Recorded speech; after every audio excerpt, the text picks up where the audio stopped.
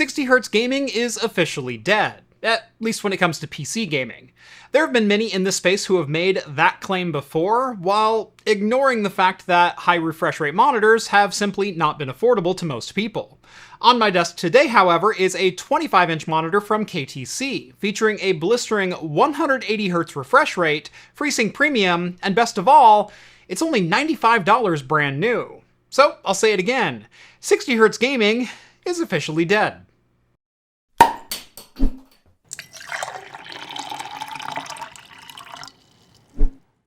Today's video is brought to you by Maximum Settings Cloud Gaming. This is a gaming PC, but it's not exactly portable. This is also a gaming PC, but it's not exactly powerful. What if you could turn any device you already own into a PC as powerful as this, while being as portable as this? With Maximum Settings Cloud Gaming, you get access to a powerful gaming PC in the cloud from basically any device you already own. For example, here's Helldivers 2 running on an Ein Odin Lite Android handheld. Here's Cyberpunk 2077 running on my phone. Virtualized gaming machines start at just $9.95 Canadian, or around $7.40 US, and you'll be up in gaming just a few minutes after creating your account. Or for uncompromised performance, opt for bare metal access with an AMD 7800X3D CPU and a Radeon RX 7900 XT graphics card. Get the flexibility of a cloud gaming system without the hassle of building and maintaining one yourself. Visit MaximumSettings.com or visit the link down in the video description to get started today. And again, thanks to Maximum Settings Cloud Gaming for sponsoring today's video. Welcome back to Craft Computing, everyone. As always, I'm Jeff. Today we are looking at the most affordable high refresh rate monitor on the market in the 25-inch 1080p 180Hz monitor from KTC. At less than $100, it not only sets a new low water mark for high frame rate gaming displays, it also does so in a way that puts many other cheap monitors to shame, though maybe not quite as thoroughly as KTC claims it does. Before we get into it, KTC did send out this monitor for my review. No money changed hands, KTC gets no input over the production of this video, nor will they have the opportunity to see it before it goes live on YouTube. Like I said, this monitor has all of the specs that you're probably looking for in a gaming panel. A 1920 by 1080 resolution coupled with a 180Hz refresh rate, FreeSync Premium, and G-Sync compatibility, all for just $95.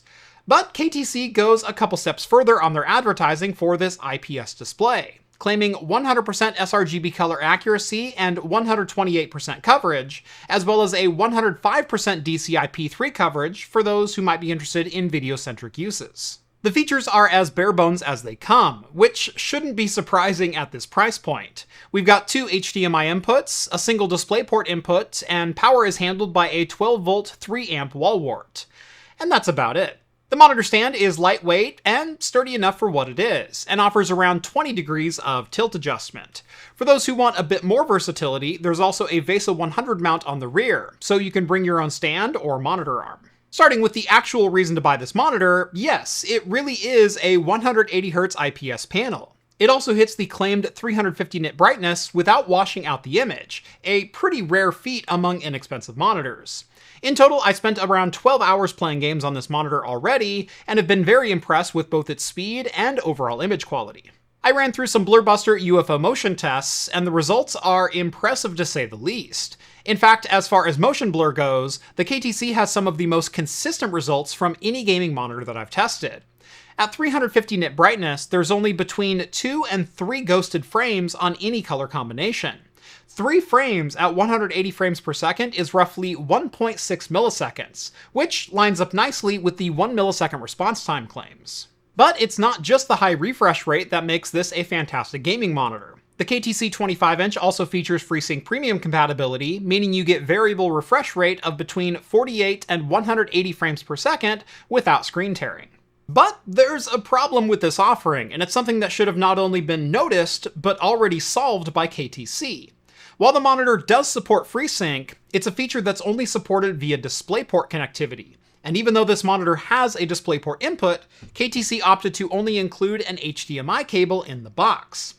Sure, you can buy a 3-foot basic DisplayPort cable on Amazon for less than $7, but why that isn't the default cable included is kind of beyond me.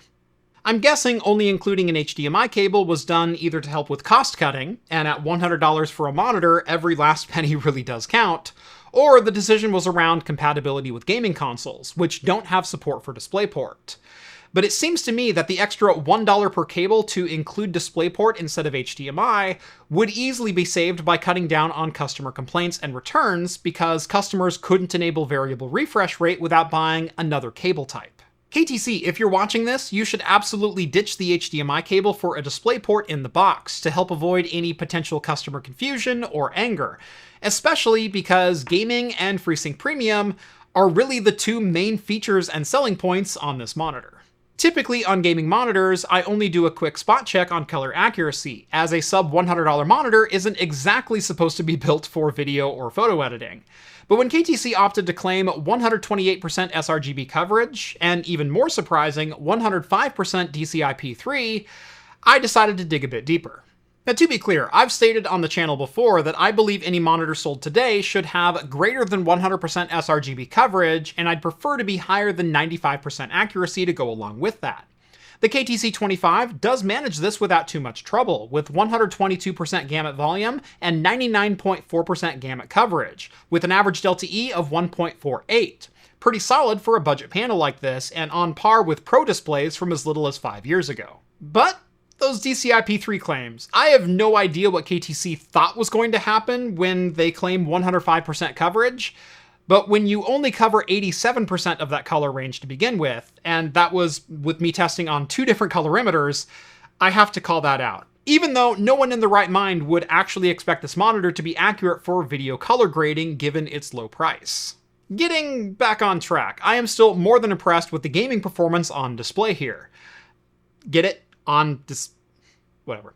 For $95, you get a 180Hz 1080p panel with some of the most consistent response times I've seen across the board.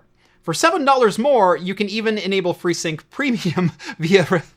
For $7 more, you can even enable FreeSync Premium variable refresh rate with the purchase of a DisplayPort cable. But all in all, if you're looking for a budget gaming monitor, this is absolutely the new standard moving forward. 60 FPS gaming is officially dead, and high refresh rate monitors are now truly for everyone, even those on the tightest of budgets. If you're interested in the KTC 25-inch 180Hz monitor, I will have affiliate links down in the video description. On your way down there, don't forget to drop this video a like and subscribe to Craft Computing if you haven't done so already. And if you like the content you see on this channel, head on over to craftcomputing.store where you can pick up some of my fantastic merch, including nucleated pint glasses and coasters, and start drinking like a pro. And that's going to do it for me in this one. Thank you all so much for watching, and as always, I will see you in the next video. Cheers, everyone.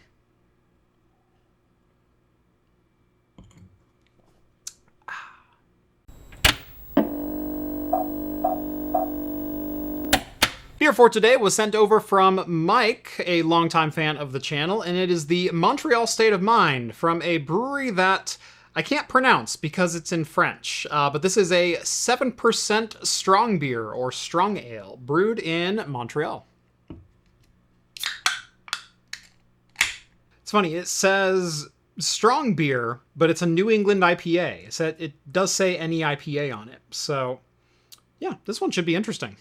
This video was so short, I didn't even really get to drink much of my beer. So yeah, this is the Montreal State of Mind, which I have to say, I freaking love the can art on this. It is legit a combination of Billy Joel's New York State of Mind, along with a little Operation Canadian Bacon with the graffiti on the side of the semi-truck that John Candy is driving through Quebec. It's absolutely what it reminds me of, and it's a fantastic, like, 80s nostalgia mashup. I love it. Anyway, Montreal State of Mind, New England IPA / strong beer, 7%. Very tropical and very light up front. I'm getting a little bit of pineapple, maybe a touch of guava, but nothing, no heavy flavors. It's a very light on your tongue, a little bit bubbly, a little bit playful. This is what I would call a transitionary New England IPA. It has some of that classic mid-2010s hazy IPA bite. This one feels like one of the beers that they were starting to figure out how to not do that. This is more heady topper than it is modern New England IPA. and I don't mind that in the slightest.